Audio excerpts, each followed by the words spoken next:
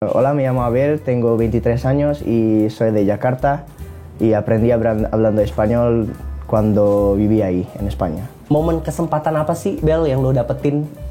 Yang nggak orang tahu ya? Yang di mana nih? Yang di... Selama lo jadi penerjemah? Ya, jadi mereka datang, mereka ngomongin apa, mereka suka main game apa. Di hotel juga lari-larian, di mana? Di koridor gitu juga. Kayak, oh ternyata mereka kayak anak kecil ya, kayak gini. Menurut lo yang cukup sulit berkarir di dunia sepak bola di Indonesia, bottleneck-nya di mana? Oh, sistem pendidikan permainan bola sendiri kurang oke lah di sini. Karena dari didikan dari kecil tuh ada space di mana nanti dari umur berapa ke umur berapa tuh kosong. Oh. Jadi nggak diteruskan, jadi susah juga sih untuk nge-maintain supaya ya perkembangan itu begini gitu loh, bukan begini. Iya. I need more than words, show me how you feel, I'm so insecure.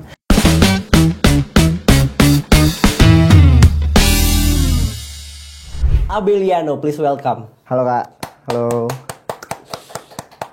By the way, sebelumnya Sobat Kompas TV nanya, 2 minggu kok hilang kode dari YouTube Kompas TV? Gak kemana-mana, cuman lagi menikmati long weekend aja ya. Thank you yang udah rindu sama gue gitu ya. Rindu sama suara-suara gue. Wah, pede banget hidup gue. Abeliano, halo, hari ini yang udah main ke studio digital Kompas TV, terima kasih banyak. Thank you juga udah ngundang gue kesini. Wah, thank you so much. Usianya baru 23 guys. Iya. Kelihatan gue masih sama ya? Sama lah, 21. Iya. Gue 21 ya kelihatan ya? Makasih loh. Masuk.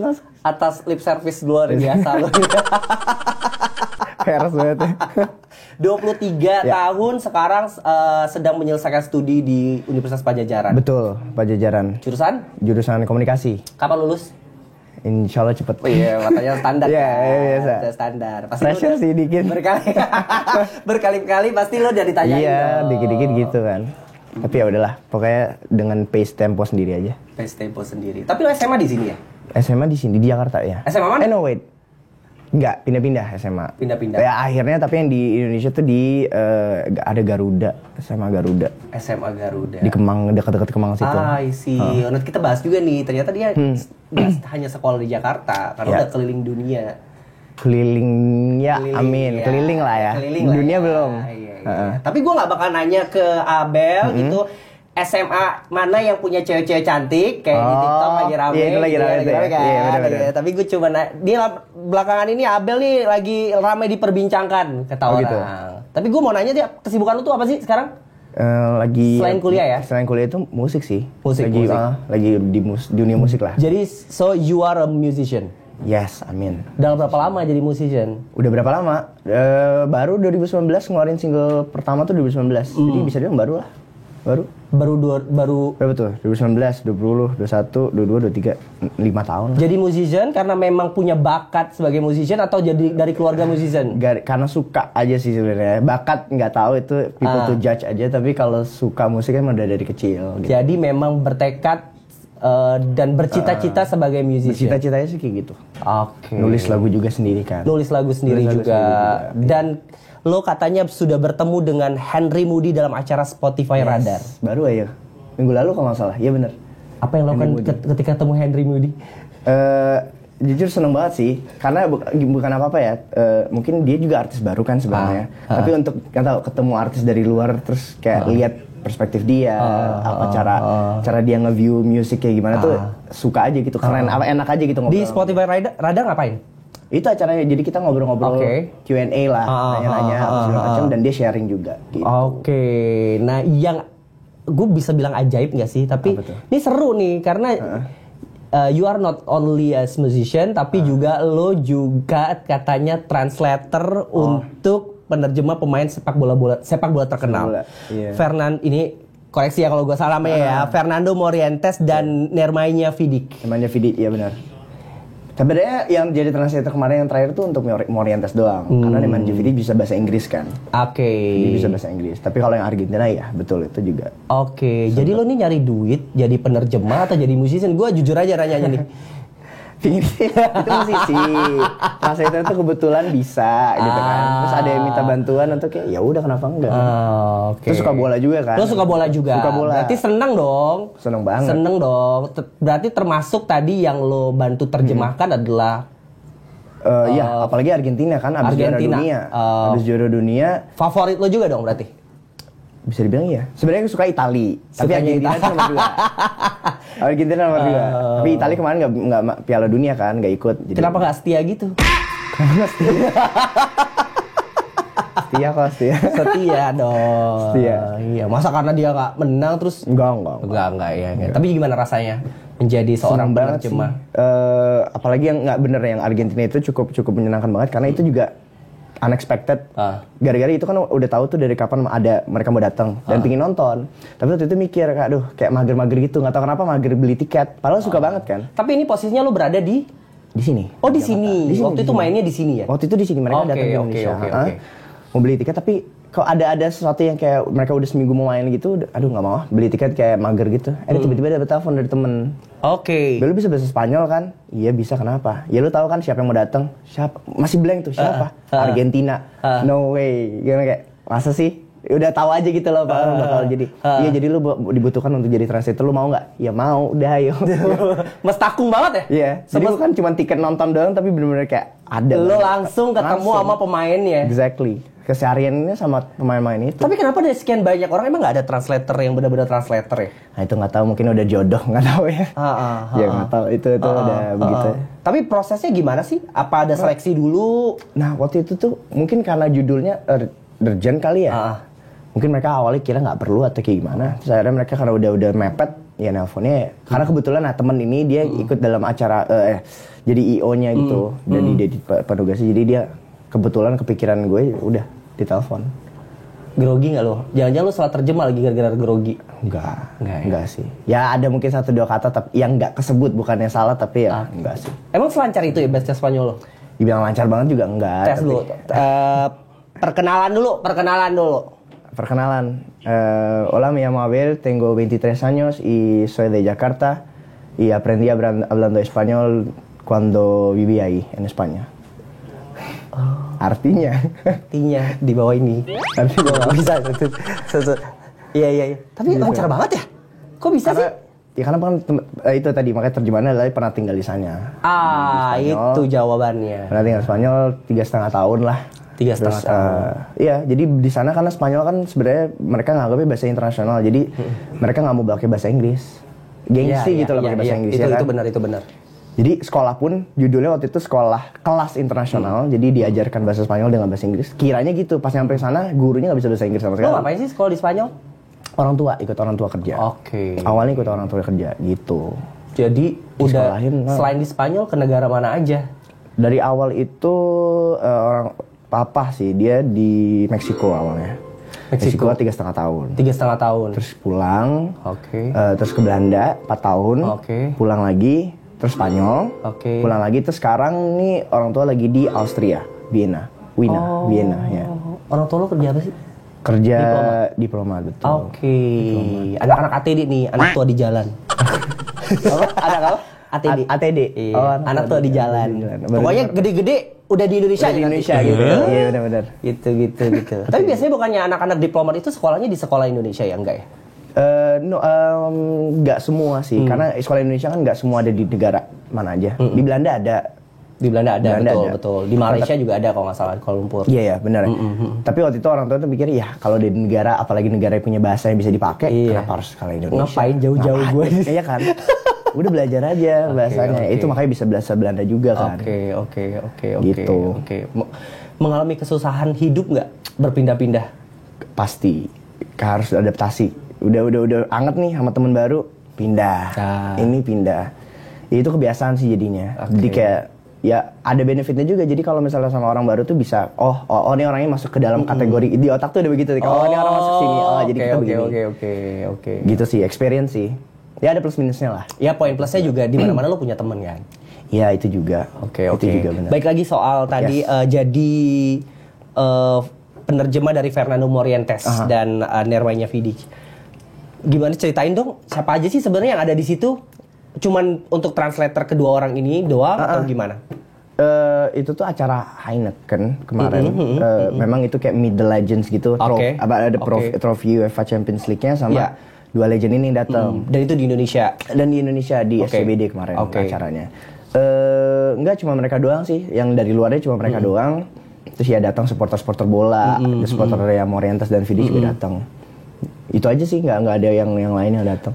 Momen kesempatan apa sih, Bel, yang lo dapetin? Yang nggak orang tahu ya? Yang di mana nih? Yang di, selama lo jadi penerjemah gitu? Oh, di dua hal yang berdua. Oke. Kalau yang dari Argentina itu melihat proses benar-benar melihat proses gimana mereka dalam sebuah camp di hotel, kebiasaan mereka, dari makannya apa. Oh, itu berarti lo ngikutin semacam LO ya jadinya ya? Sebenarnya kayak gitu. Soalnya gue nempel sama security kan, dan security nempel sama tim. Jadi kemana-mana tuh harus udah, ya di tim advance-nya lah. Ke stadion duluan, ke ruang makan duluan. Ya jadi mereka datang, mereka ngomongin apa, mereka suka main game apa. Di hotel juga lari-larian di mana di koridor gitu juga. Kayak ternyata mereka kayak anak kecil ya kayak gini. Maksudnya masih tetap ada sisi fun-nya gitu loh. Jadi nggak serius-serius banget kan kalau kita lihat di TV atau di mana. Itu kalau yang dari Argentina. Jadi seru banget sih. Nah, kalau Morientes kemarin karena mereka udah senior kan waktu itu ya, mereka cukup diem apa, tapi masih tetap antusias terhadap bola itu masih ada gitu loh. Jadi belajar lah. Lebih situ sih. Tapi sebelumnya tuh lo sudah pernah menjadi penerjemah untuk tim Argentina kalau nggak salah gitu ya. Berarti lo sudah sering sekali menghandling teman-teman atau pemain sepak bola ya? Nggak sering juga sih. Itu baru kebetulan itu doang sih yang besar ya. Cuman itu doang sih belum. Apa sih, kenapa sih? Memang karena lo suka bola, terus kemudian ya nggak apa-apa, gue ambil aja jobnya gitu. Apa karena uangnya menyenangkan gitu? Malah nggak. Jadi pada pertama kali yang tadi tuh dia nelpon tuh, teman nelpon tuh bener-bener karena satu bisa bahasa dan kedua emang suka bola. Ngerti tahu, ya? Emang udah tahu kan. Jadi ya udah nih kesempatan baru, lu mau atau enggak? Ya udah tanpa mikir dua kali ya mau gitu. Jadi nggak dimikir dua kali, nggak kayak gimana, langsung kayak gitu. Kalau masalah honornya apa segala macam itu nggak kepikiran sama sekali kan. Itu menurut lo itu bonus lah ya? Itu bonus. Tapi ada kesulitan nggak, Bel? Selama menjadi grogi sih. Groginya karena itu cepet banget kan. Dia datang besok langsung bertugas langsung gini. Itu pun juga sama, masuk ke hotel, yuk kita jemput. Wah, itu udah cepet banget.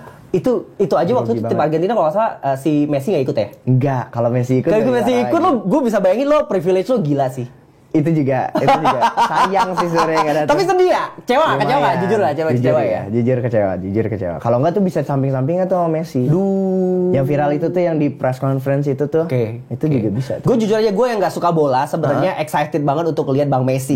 Ya. Ya, jadi gue pengen banget nonton. Jadi once ketika ada declare Messi tidak jadi, ya gue nggak nonton. Iya sih. Orang-orang juga pada ini Messi. Gue sepenasaran itu lihat seorang Messi main gitu. Sama, belum pernah juga.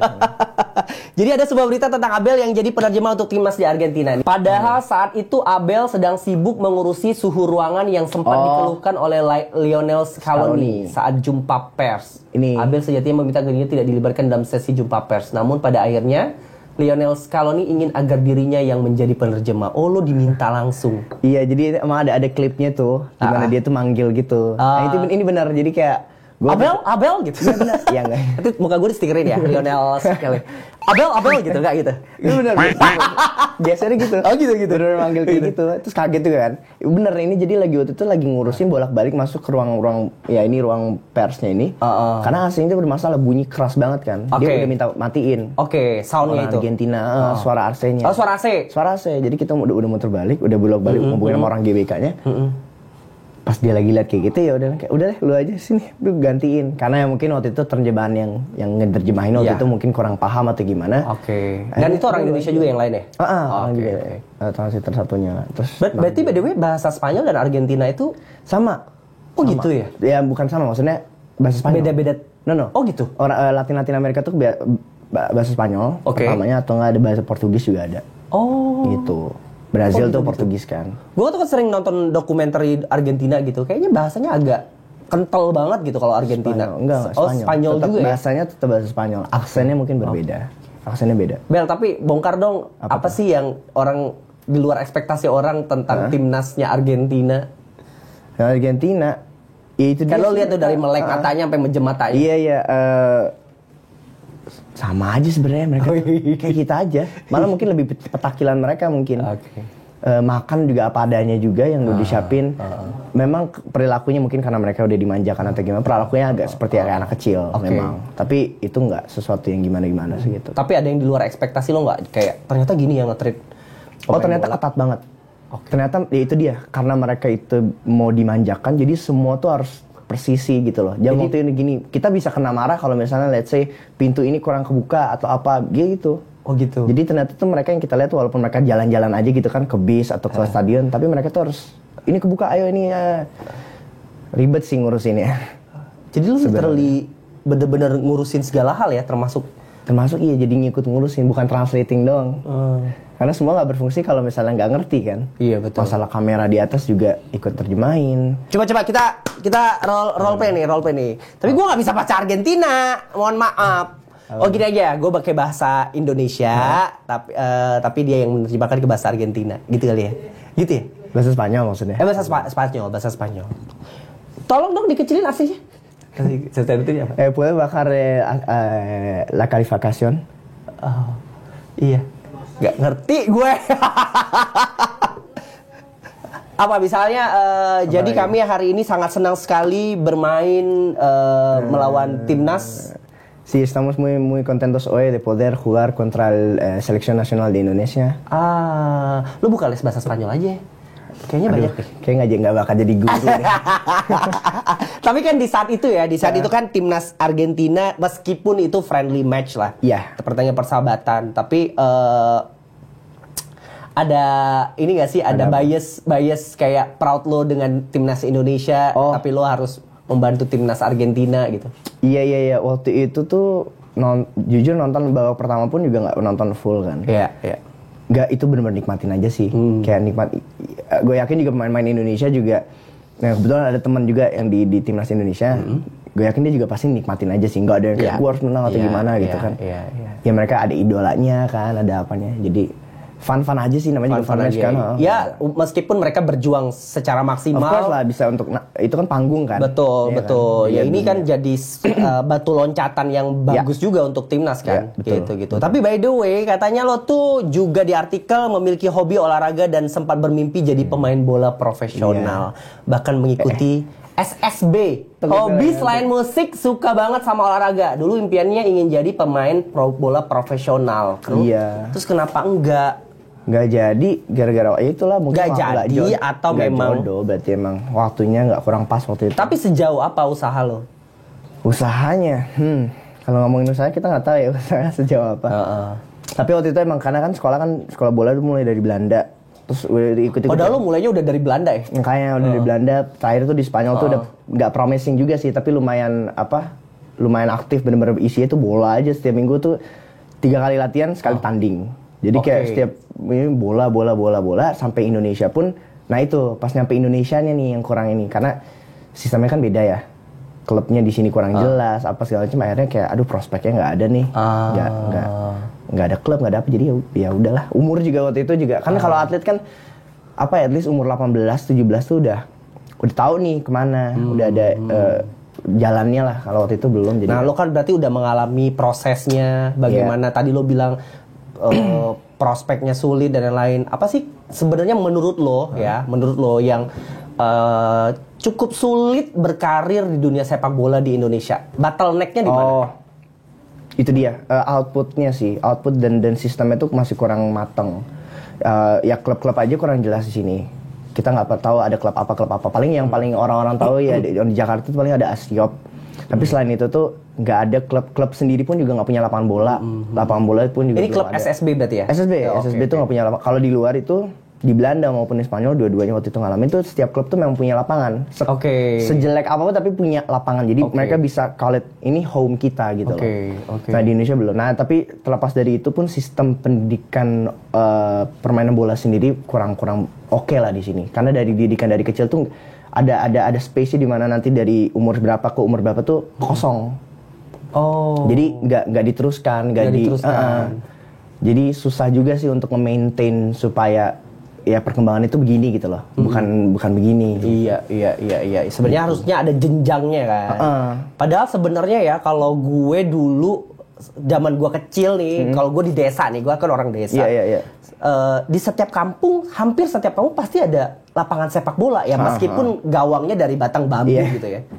Gitu ya, harusnya sebenarnya bisa sebenarnya. Ya pelan-pelan lah mungkin. Sekarang udah lagi mau dibangun nih, udah ya sepak bola Indonesia juga timnasnya juga lagi naik kan gitu. Nah, itu dia halnya di Indonesia tuh kayaknya pride-nya itu cuman ya Liga 1 atau enggak di timnas. Timnas tuh udah paling tinggi deh. Pemain timnas tuh udah top banget. Tapi nggak ada kebanggaan sendiri kalau misalnya bisa main SSB di daerah apa gitu misalnya. Ya.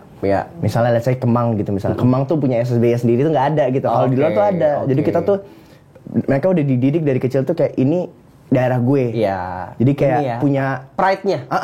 Jadi motivasinya juga kenceng gitu. Iya. Betul juga sih tapi. Tapi by the way, siapa sih yang kalau mau jadi pemain sepak bola pasti ada inspiratornya dong. Oh iya. Sebenarnya banyak sih, tapi kayak dari luar dulu deh, dari luar. Dari luar. Kayaknya cuma dari luar deh. Dari luar tuh ada Thiago Alcantara, gue suka ada. Saha eta teh. main Brazil, Spanyol ya, pemain Brazil, main Spanyol lah sebenarnya dia. Terus ada Eriksen juga suka. Eriksen. Yang gue tau Eriksen cuma HP doang ya. Jadul banget kan. Eriksen. Nanti dikasih ya, gitu kan biasanya kan gitu. Tapi yang legend ya Francesco Totti, soalnya gue suka. Totti gue tahu. Itu legend banget kan? Legend banget.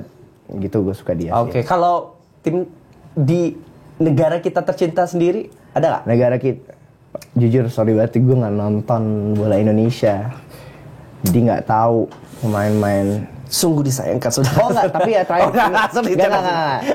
Sorry.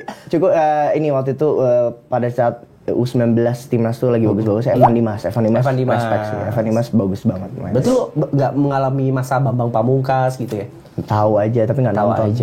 Tahu dengan sundulannya dia apa. Cuman itu doang tapi nggak nonton. Gitu ya. Sekarang yang lagi jadi idola orang Arhan gitu-gitu ya? Arhan nggak, ya cuma ngikutin timnas aja sekarang, tapi nggak begitu. Tapi lo nonton nggak pertandingan bola akhir-akhir ini? Nonton. Internasional doang atau termasuk nasional juga? Kalau ini makanya kan gue fans AS Roma, ya tadi timnya Totti tadi. Ya gue ikutin setiap minggu tuh dikit-dikit. Kalau di luar pun di HP nontonin. Jam 2 pagi pun juga bela nontonin gitu. Tapi kalau bola Indonesia itu cuman kayak pertandingan internasional. Berarti lo nonton dong? Nonton kemarin nonton. What do you think? Jujur yang terakhir menyayangkan aja sih mainnya kayak terlalu takut, terlalu defensif. Ini opini pribadi ya. Terlalu defensif, terlalu nggak mau. Sebenarnya mainnya tuh udah bagus banget kan sebelumnya, bisa ngoper segala macem. Tapi kalau yang kemarin tuh kurang, mungkin grogi kali ya, nggak tahu. Grogi. Itu doang sih. Demam panggung tapi nggak juga sudah sih. Sekian panjang Enggak, mungkin mereka tuh merasa mereka ngerasa kayak udah dikit lagi nih masuk final. Ya itu jadi kayak nggak mau ngancurin permainan atau gimana, jadi tapi mereka jadi terlalu menahan diri mereka gitu. Oke. Tapi kita apresiasi dong. Iya dong. Gila, masuk semifinal ini pertama kali kan. Ini pencapaian menurut gue juga pencapaian tertinggi yang juga. Betul. Tapi memang mungkin jodohnya sampai di situ doang. Iya, nggak apa-apa lah, kita coba lagi nanti. Apa-apa ya next time. Tapi lu juga nggak bisa lagi U23 berarti ya?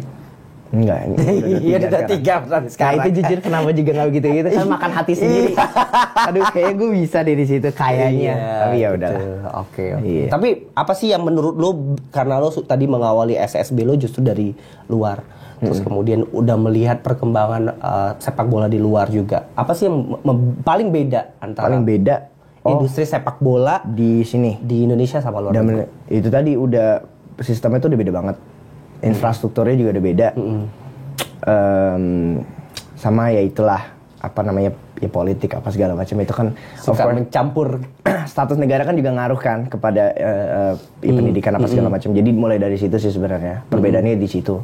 Jadi kita harus memperbaiki dulu nih dari awal banget, dari hal-hal kecilnya gitu kan, baru nanti ke arah pendidikannya apa segala macam itu bisa dibenerin semua. Mental, permasalahannya beda tuh udah di otak tuh kalau ditanya mental mau di mana pun, mental Indonesia ya mental Asia mungkin ya sama mental Eropa tuh udah pasti beda. Oke. Jadi berangkat dari diri kita sendiri juga sih. pendidikan masih kecil lah dari orang tua gitu. Oke, luar biasa. Tapi gue justru meng-highlight lo juga akhirnya, gue nggak tahu, akhirnya karena lo reason bukan gagal lah ya, menjadi pemain sepak bola pun tidak jadi, akhirnya beralih jadi musisi. Tapi memang gue memang awalnya memang menjadi musisi gitu. Awal emang dua cita-cita tuh itu. Memang yang pertama tuh jadi pemain bola. Jadi pemain bola. Karena itu lebih harus dari sekarang gitu loh. Kalau musisi bukan yang gampangin, tapi musisi kayak lu umur 50 pun masih bisa bermusik gitu kan. Ibaratnya. Jadi waktu itu yang diutamakan untuk jadi atlet main bola. Tapi waktu itu karena nggak jadi, ya udah pindah ke mimpi yang kedua itu, yaitu jadi musisi. Kalau ditawarin salah dua dari musisi salah satu dari musisi gitu. Pemain bola. Tapi sekarang dong. Pertanyaannya kalau nggak deh, jangan deh. Dua-dua deh, pas lu umur 22. Tapi udah bisa juga ya? Umur 22 tahun lalu. Iya.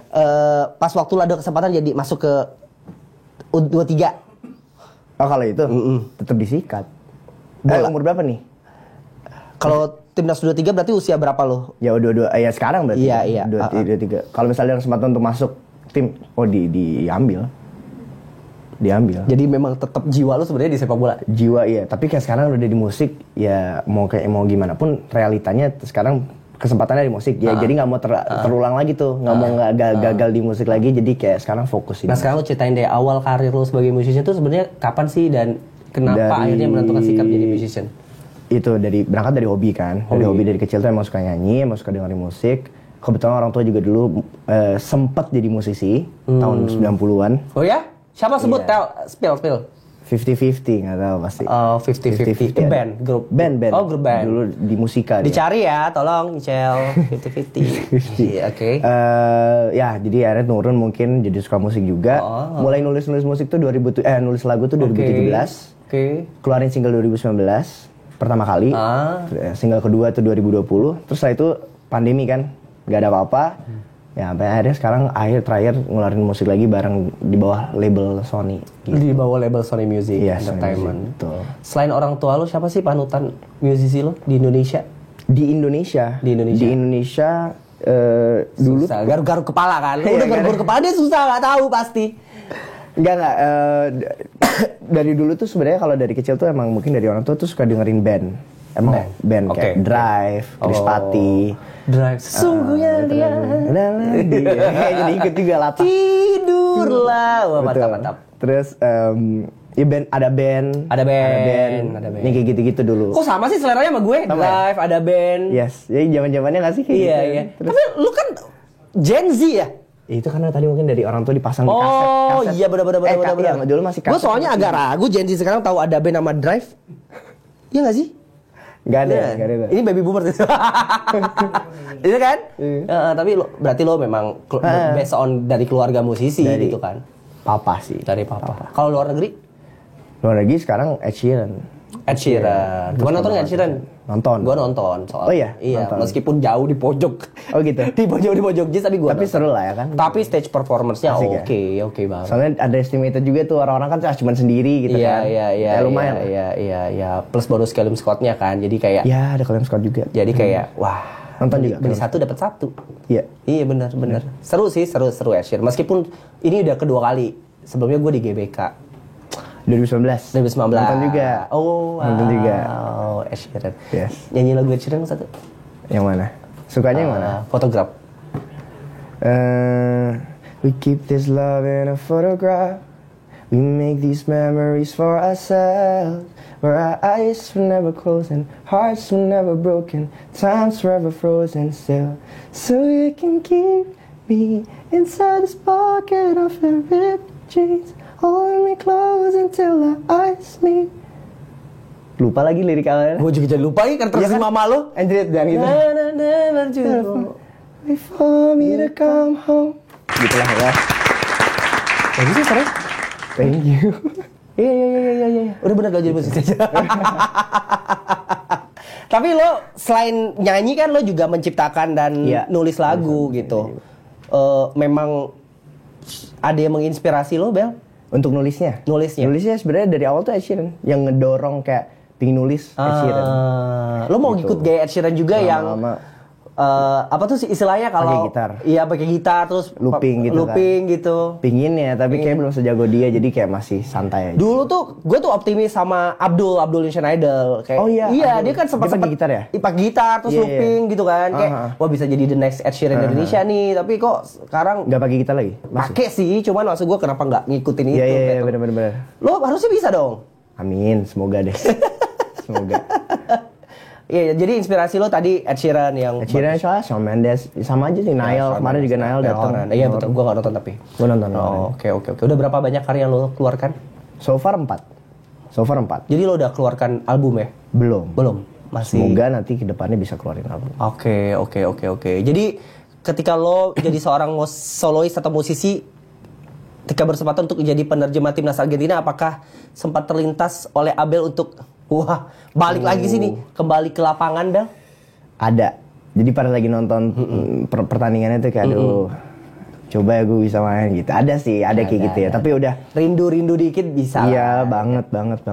Ada bola, malah ada waktu itu lagi latihan, terus ada bola kelempar gitu, terus kayak yang ngejagel dikit. Oke. Ada lah ya, aduh. Oke. Tapi ya udah nggak apa-apa, nggak usah diseselin gitu. Lo nggak apa-apa juga kan, jadi pemain sepak bola kan nggak harus profesional sampai ke liga-liga kan. Iya. Sekarang kan banyak celebrity football, competition, ya kan, yang geng-gengnya juga masih jalan, masih main bola sih. Masih main bola kan. Jadi menyesal batal jadi pemain sepak bola dan menjadi seorang musisi? Menyesalnya bukan nggak jadi main bola ya. Menyesalnya mungkin waktu itu ada hal yang bisa dilakuin, nggak dilakuin itu. Apa? Nggak bisa nih, dikasih tahu.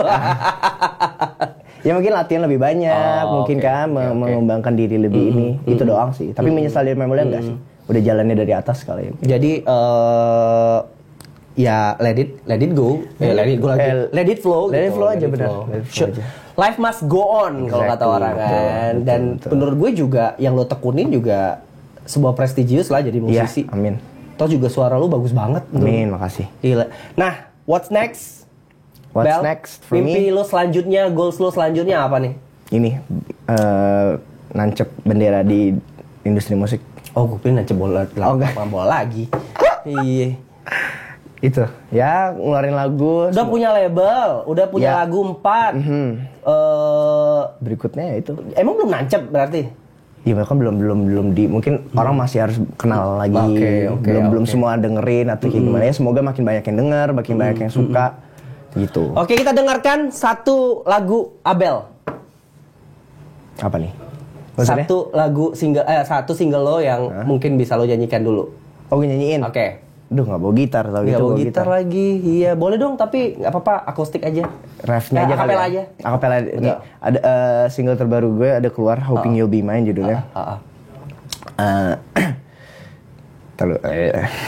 Sebenarnya gue lebih penasaran sama Love Me Like You. Oh, lu perasaan yang itu? Iya, gue penasaran itu dulu ya, coba. Oke. I need more than words. Show me how you feel. I'm so insecure. Let me know it's real. I just want you to love me like you say you do. Itu refnya. Bagus banget, Bang. Easy listening banget lagunya. Ini udah rilis belum sih? Udah, yang Love Me Like You Say itu udah rilis.